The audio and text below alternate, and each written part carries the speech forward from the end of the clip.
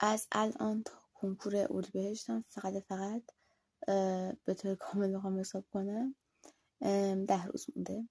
دقیقا توی این 10 روز اینطوری هم که خب بعد یعنی واقعا دیگه دور سرت بخونم و قید اون یوتیوب و اینستاگرام کامل بزنم به طور خیلی کامل و رسمی جدی، بعد کامل قیدشون رو بزنم و اینکه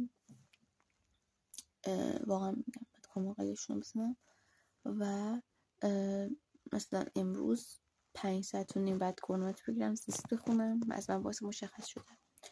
بعدش فیزیک بخونم، فیزیک باید بخونم حتما.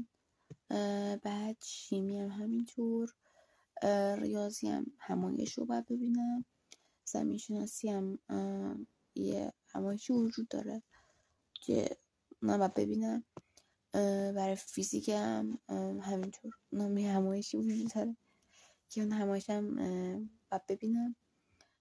برای شیمی هم یه بعد جزوه استاد رو بخونم.